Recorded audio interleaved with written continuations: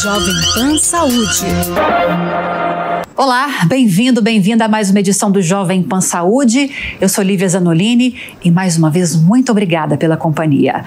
No programa dessa semana vamos falar sobre procedimentos estéticos minimamente invasivos, métodos com o propósito de melhorar a aparência da pele.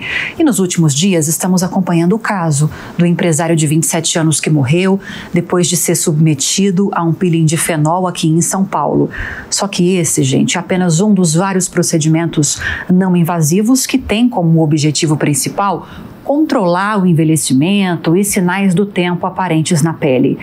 A gente vem percebendo um aumento na procura por esses cuidados à medida que o mundo se torna mais preocupado com a aparência física. E com isso cresce também a necessidade de entender o universo desses tratamentos. Para a gente falar um pouco mais sobre isso e com propriedade, nós recebemos aqui nos estúdios do Jovem Pan Saúde os médicos especialistas em dermatologia estética. Dr. Rodrigo Griel, obrigada pela presença, doutor. Obrigado, você.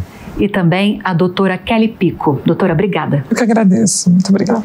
Claro que esse caso foi o estopim de uma série de questionamentos, né, que ainda estão acontecendo, a imprensa está acompanhando, e nosso papel aqui é esclarecer esse caso, mas principalmente trazer outros procedimentos também. Eu comecei falando, doutor, sobre procedimentos minimamente invasivos, e aí surge a dúvida, o que caracteriza um procedimento que não é invasivo, aquele que é invasivo e aquele que é chamado de minimamente invasivo? Perfeito, muito importante entender a diferença disso. O procedimento invasivo geralmente é feito com materiais cirúrgicos, o procedimento mais agressivo, que pode, às vezes, precisar de anestesia ou ter ou não exposição de órgãos. Uma cirurgia plástica, por exemplo. Um procedimento não invasivo, ele não tem perfuração. Né? Ele não invade a sua pele, o seu corpo. Seja com bisturi, seja com uma agulha. Seja com agulha, nada, não há invasão. O minimamente invasivo, há uma pequena invasão, mas ela é mínima, e geralmente fica só na pele, né? Sim. Um botox, por exemplo. Mas não tem aplicação com agulha? Ele, mesmo assim, ele é considerado... Aí seriam as agulhas minimamente invasivas. Entendi, minimamente invasivos. No caso desse rapaz que acabou morrendo, doutora de 27 anos, o procedimento que ele fez, o peeling de fenol, é minimamente invasivo? É invasivo? Só para a gente deixar ainda mais claro. Bom, ele não é invasivo, porque, como o doutor falou, não é cirúrgico, mas ele pode se tornar invasivo à medida que a gente aprofunda o tratamento com o peeling, com o fenol. Então você pode, a gente tem o controle, o médico quando faz a aplicação do fenol, ele sabe até onde ele pode ir. Então ele vai vendo se ele vai ficar nas camadas superficiais da pele, se vai na derme, ou o quanto ele aprofunda. Se ele aprofundar muito, ele acaba se tornando mais invasivo, esse tratamento. Por isso que é tão importante ter critério de indicação para o paciente. Eu acho que a gente pode falar aqui na gravação sobre isso, aqui no programa, doutora, que a gente viu, claro, esse caso do rapaz de 27 anos ganhou muita repercussão. E na clínica, durante o procedimento, a gente vê que tem cortes no rosto dele. Para fazer vou ouvir a doutora e depois eu quero te ouvir sobre isso também, doutor. Para fazer esse peeling de fenol, é preciso que haja esses cortes? Não é. Aliás, não fazemos assim, né? Ela fez essa técnica por ela assumiu o risco por ela, né? Essa técnica não existe. A gente faz a aplicação do fenol diretamente na pele, sem necessidade de fazer a abertura, que a gente fala, a abertura da pele. É só passar. Só passar. Ela fez uma abertura com agulhamento, né? Deve ter sido um roller, um microagulhamento, para penetrar mais o produto na pele. Só que quando ela fez isso, ela está correndo risco, ela está se abrindo ao risco da penetração sistêmica, porque aí o fenol entra na corrente sanguínea mais rapidamente e pode provocar os efeitos deletérios, que são os efeitos que nós acabamos de ver com o rapaz, né? Doutor, fenol, o que exatamente é essa substância e que tipo de efeitos, além desse que a gente viu no caso do rapaz, ele pode provocar os bons efeitos, né? Porque se ele é utilizado para um procedimento estético é porque ele tem um benefício. E o que pode acontecer quando mal aplicado ou quando houver algum tipo de reação?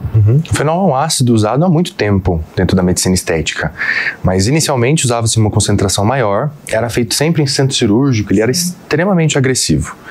Hoje há titulação menores e técnicas diferentes, às vezes apenas em volta dos olhos, né? Às vezes não no rosto inteiro. Então consegue ter efeitos colaterais menores também.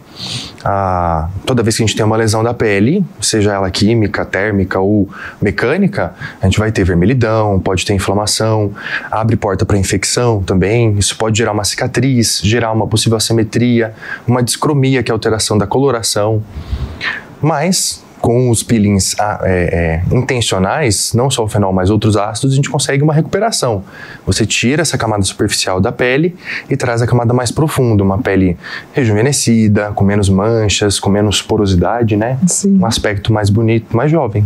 E aquele rosto todo, não sei se é assim que a gente pode falar, doutora, praticamente sem a pele superficial, descamado, não sei se tem esse termo na área de vocês, é normal que fique assim depois que se passa por esse procedimento, para que haja essa renovação? Sim, praticamente você provoca uma queimadura de quase 2º grau. Que é o que parece, né? Mas, exatamente. E dói, doutora? Muito, muito dolorido. Por isso que a gente faz centro cirúrgico sedado. O paciente precisa ser monitorado e sedado. Porque senão eu vi algumas imagens, ele ficava extremamente incomodado, reclamando, né? Será que era dor? Dor. Muito dor, dói mesmo, porque você está ali na derme superficial, ele não entrou na profunda, né? Então ele tem muita dor, porque é muito vascularizado aquela região e tem muitos nervos naquela região, então dói, né?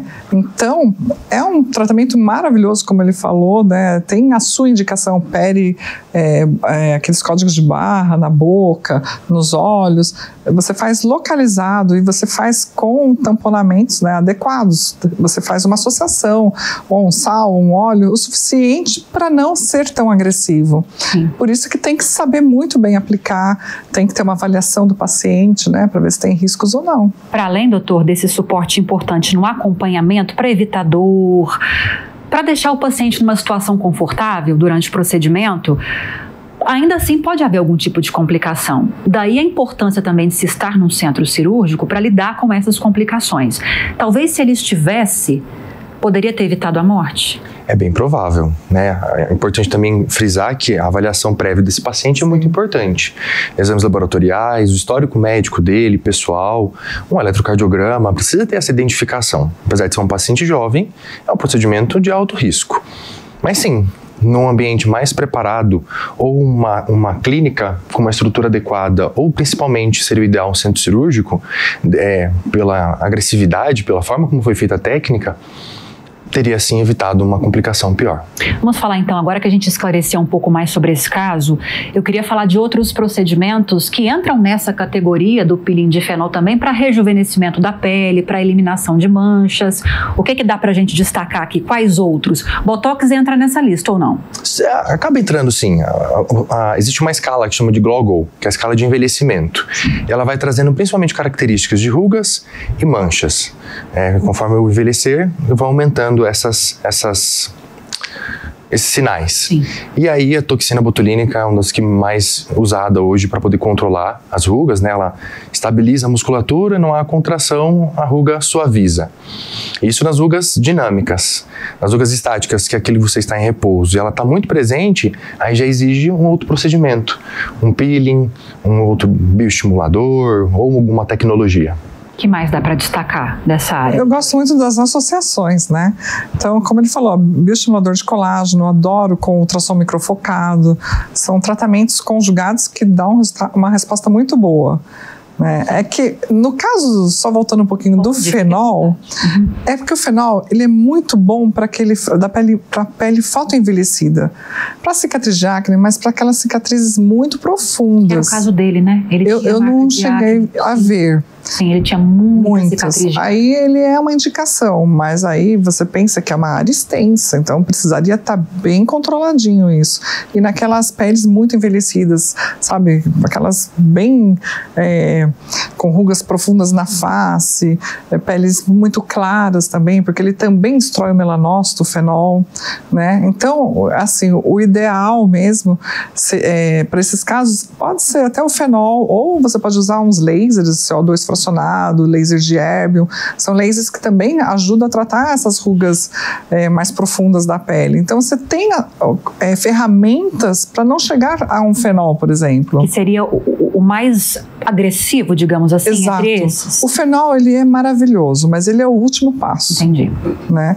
E mesmo pelas consequências, porque você tem uma recuperação muito lenta, de 4 a 6 meses, uma vermelhidão intensa, um acompanhamento da pele, pode dar uma diferença de cor da pele, o pescoço fica de uma cor, o rosto fica de outra. Então tudo isso tem que ser pensado na hora de fazer um fenol.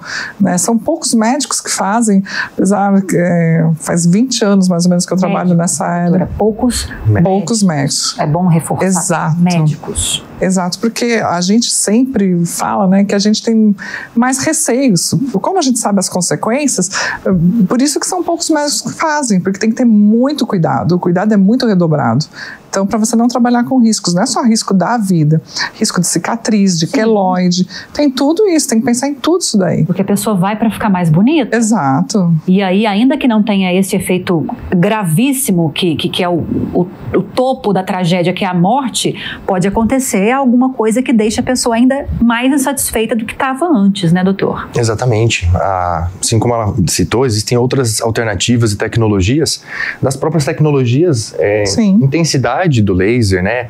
Laser ablativos ou não ablativos. Então a gente pode trabalhar com pequenos passos iniciais, ver a resposta dessa pele, tratar ela do mais profundo até o mais superficial, e aí com o passar do tempo investir nos mais invasivos. Eu acho que é mais inteligente. Esses que não chegam ao nível de agressividade do fenol, eles também precisam desse suporte cirúrgico ou não? Geralmente não. Geralmente não. A clínica já é o suficiente. Isso, exatamente. Eles não representam, não causam toxicidade, o efeito é muito menor em relação a complicações. Sim. Então pode ser feito sim em clínicas. Idades que são adequadas para se submeterem a esses procedimentos, doutora, tem uma limitação ou não? Não tem uma limitação, Lívia. O que eu vejo hoje, por exemplo, a toxina botulínica é muito usada como prevenção de rugas, né? Então a gente já tem pessoas que começam a partir dos 30 anos a utilizar, né? Então bioestimulador de colágeno eu já vejo, conforme o envelhecimento da face.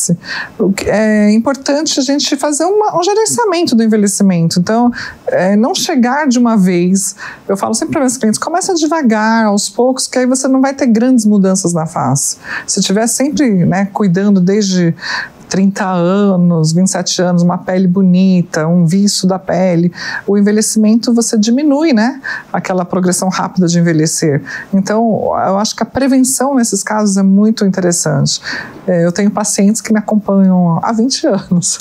Então, a gente está tudo envelhecendo juntas, eu falo, né? E a gente vem fazendo pequenos procedimentos. Então, você não precisa chegar num procedimento tão assim, agressivo como um fenol. O objetivo, né, que a gente faz nos nossos tratamentos no consultório é não precisar chegar a nível de fenol. Sim. Esse que é o mais interessante, esse cuidado, fica né? até menor, inclusive, né? Com o passar do tempo, você acaba gastando menos com o gerenciamento do envelhecimento. Exato. Para além da prevenção com esses pequenos procedimentos, a qualidade de vida do paciente também interfere, doutor? Começando com você. Claro.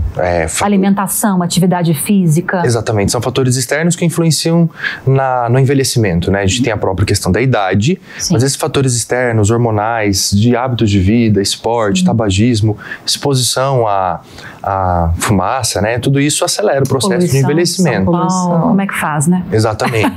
Exatamente. Por isso, cuidados básicos são necessários. E a gente não fala só de cuidado da pele. Uma boa hidratação, ingesta de água adequada, uma boa alimentação para fornecer aminoácidos para a pele se manter saudável, o controle do peso, um sono adequado. O sono é muito importante para regular toda a cadeia de hormônios, que vai ser fundamental para a saúde da pele também. Sim. Que cuidados com a pele, para além dessa questão da ingestão de água, da alimentação saudável? Que cuidados que a gente pode ter na rotina? Bom, eu acho assim, uma boa higienização da pele sempre.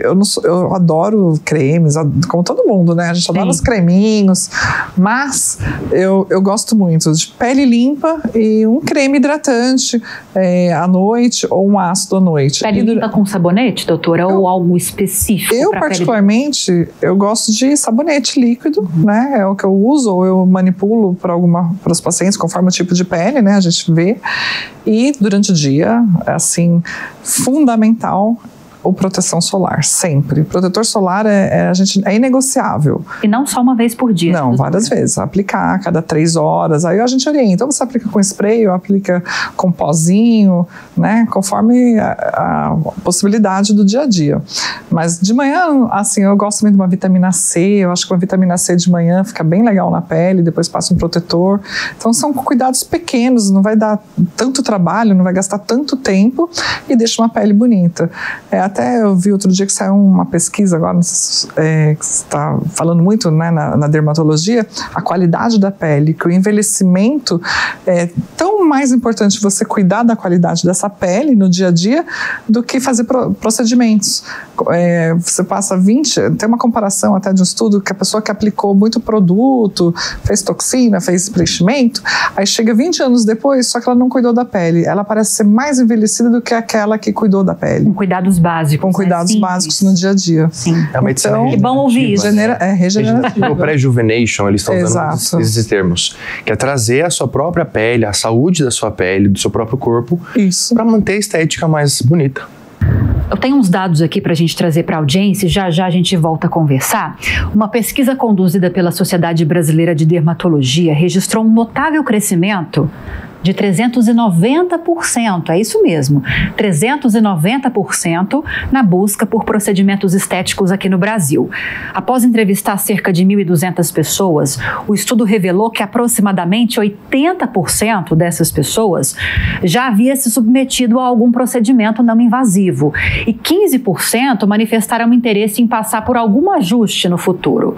Um outro relatório, dessa vez divulgado nos Estados Unidos por uma empresa de pesquisa empresarial, informou que o mercado global de tratamentos estéticos não invasivos cresceu quase 50 bilhões de dólares, isso em 2022, para 57,27 bilhões de dólares no ano passado, o que representa um crescimento anual de 15,5%.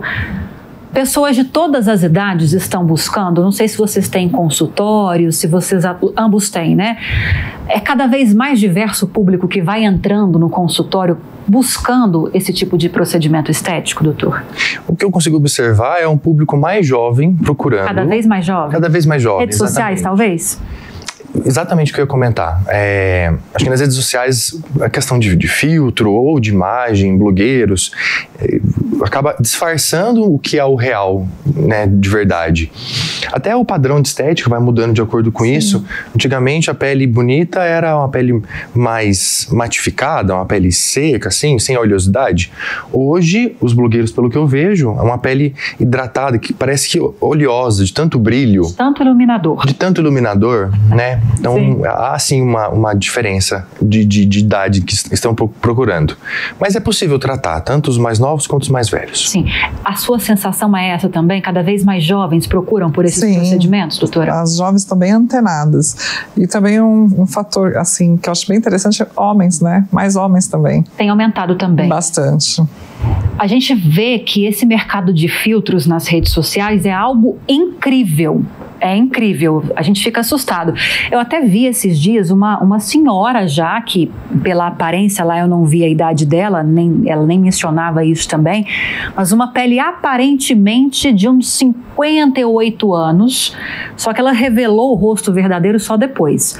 Com o filtro, juro, doutora, e doutor também, me enganaria facilmente como se fosse uma maquiagem natural, como se ela tivesse se maquiado, e esse filtro conseguiu rejuvenescê-la por no mínimo uns 20 anos. Isso é preocupante? Eu acho, é uma distorção de imagem, né? A gente está entrando num período de distorção de imagem. A pessoa acaba não se aceitando, né? Como ela é.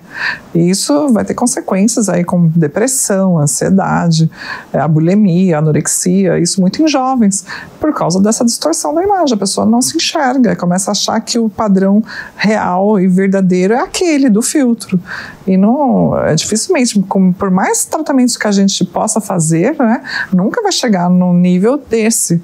Então a pessoa começa a criar fantasias, né? Imagino que tem que ser um pouco de psicólogo nesse momento. É comum chegar um paciente ou uma paciente com uma foto, com uma imagem? Olha, doutor, eu queria muito, doutor também depois quero ouvi-lo, queria muito ficar com essa pele.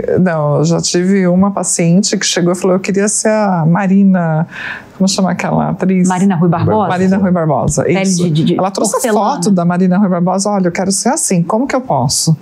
Aí eu olhei e falei, tem que ter muito jogo de cintura aí. Né, para estar abordando. É uma pessoa, a Marina é maravilhosa, tem acho que uns 30 anos. No máximo, isso não sei máximo. Dizer. E mas a outra tinha 50. Não,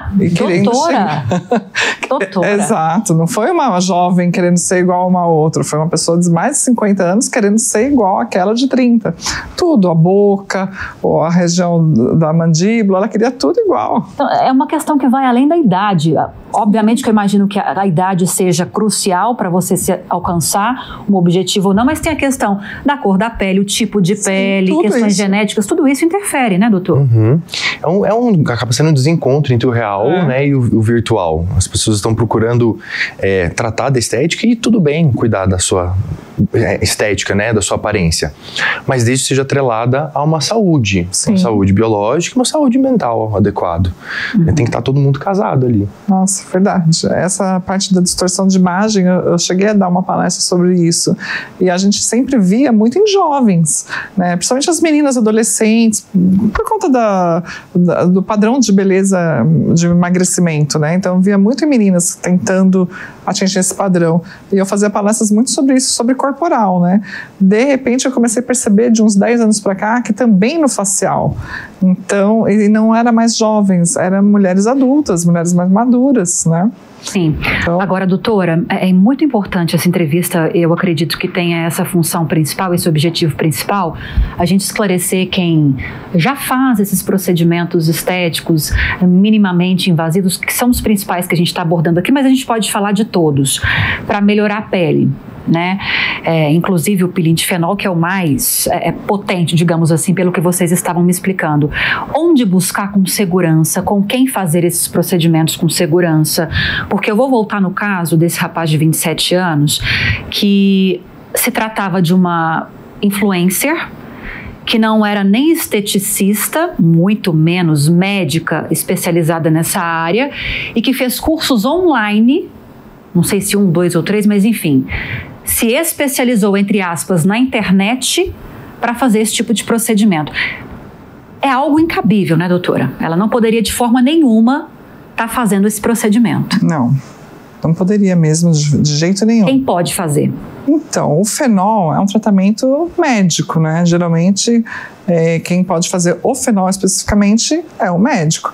Hoje a gente sabe que tem várias profissionais de outras áreas que fazem tratamentos estéticos. Eu acho que se tiver bom senso, não tem problema nenhum. A questão é onde que vai, né? Como fiscalizar e como ver, né? Porque eu acho que o dinheiro não pode ser em primeiro lugar. Sim. Né? Eu acho que a saúde em primeiro lugar sempre. Nem o número de seguidores. E nem seguidores. É uma coisa muito importante. Então, você tem que fiscalizar, veja se é no CRM, veja se é no CRO, ver no Conselho de Biomedicina. São diversos profissionais, eu não sou contra, eu acho que pode, todos, tem espaço para todo mundo na área, né? Só que eu acho que tem que ter critérios. E o suporte, né? Suporte. E desconfiar de procedimentos. O fenol, por exemplo, isso eu vi, acho que ela cobrou 4.500, né? Essa parte eu não posso dizer, eu não sei. Eu acho que foi mais ou menos esse valor. Só que o fenol é um tratamento, como ele demora o acompanhamento dele, o pós, geralmente é um tratamento de 20 a 30 mil reais. Então é muita diferença. Então as pessoas precisam desconfiar de preço. Quando você vê preço muito baixo, não significa que seja não existe promoção de saúde. É isso que eu falo para os pacientes. É difícil falar em custo-benefício quando se trata de saúde, né? Exato, não existe. Você não, como precificar a sua saúde? Então, tudo é importante. Eu acho que, e não é assim um curso de internet, né? Tudo é estudado, tem profissionais aí muito sérios. Por exemplo, dentistas hoje fazem a harmonização facial, eles têm uma pós-graduação, eles fazem essa pós-graduação, é estudado também. Então, tudo tem que ser analisado. toda área tem sua competência, né? Todas as profissões têm as suas competências. E aí, na hora de buscar um profissional, retornando para esse quesito, acho que, né, para poder ajudar, inclusive, o pessoal de casa, procure saber a formação do seu profissional, de onde ele veio, qual que é o trabalho dele, o campo de atuação principal, pesquise na internet sobre ele, casos que ele já tenha tratado, seria interessante também avaliar, se sinta muito seguro. Sim, porque às vezes nós acabamos iludidos pela aparência de uma clínica, talvez, como eu citei agora ao questionar a doutora, pelo número de seguidores de alguém nas redes sociais, e isso não chancela a qualidade de um serviço, né? Não. E obviamente que é função primordial do poder público controlar e fiscalizar quem pode e quem não pode fazer o procedimento. Mas por N razões, isso nem sempre acontece. Então, nós precisamos fazer esse trabalho de fiscalização. É importante, é o primeiro passo, né, doutora? Antes de qualquer coisa, a escolha é a escolher bem. A gente fala, a escolha é nossa, né? Se eu vou me submeter, por exemplo, eu vou fazer uma cirurgia plástica, quero fazer essa cirurgia, eu vou ver quem são os médicos, quais são os médicos, eu vou fazer uma escolha baseado nos riscos, se ele está habilitado, se ele não está. A gente vai procurar saber, né?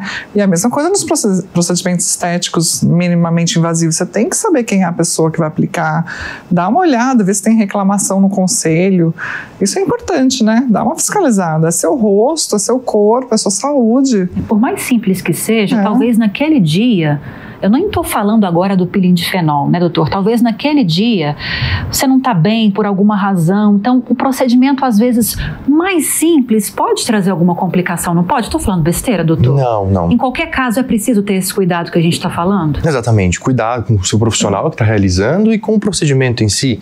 Investigar com o profissional. Quais são os riscos? Será que eu estou disposto a passar por esses riscos, essas complicações? Né?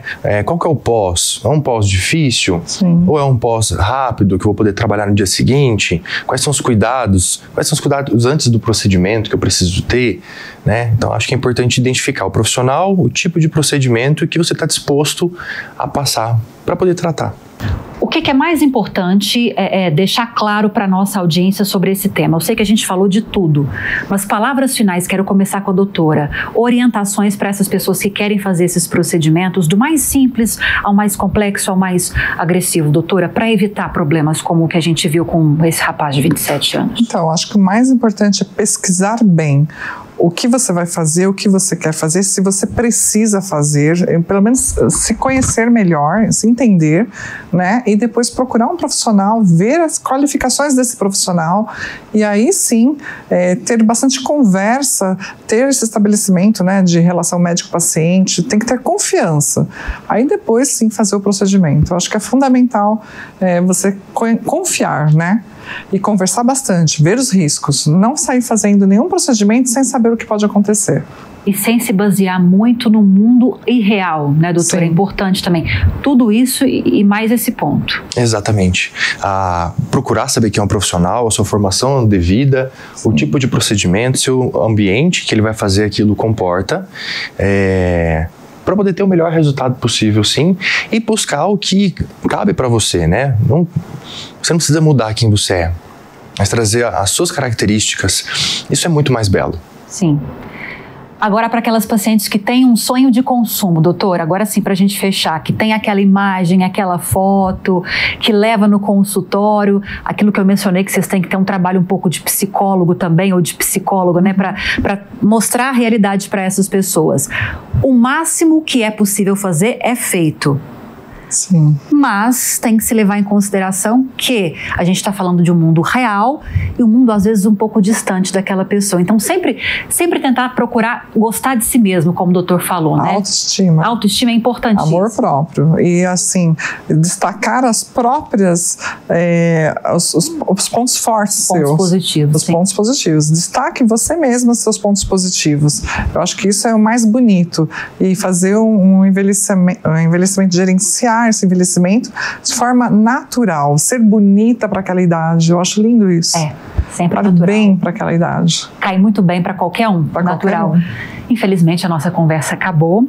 Eu queria agradecer hoje o Dr. Rodrigo Griel e a doutora Kelly Pico, ambos médicos especialistas em dermatologia estética. É isso?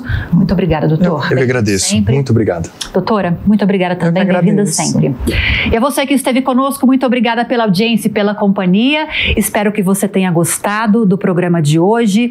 Lembrando que se você tiver alguma dúvida sobre esse tema ou sobre outros, sobre os quais já falamos, ou se você quiser enviar para a gente uma sugestão também de outros temas para serem abordados aqui, é só mandar um e-mail para a gente, saude@jovempan.com.br. Para rever essa e outras entrevistas, é só acessar o canal Jovem Pan News ou o aplicativo da Panflix para Android e iOS. Um grande abraço para você e até a próxima. Jovem Pan Saúde. Realização Jovem Pan News.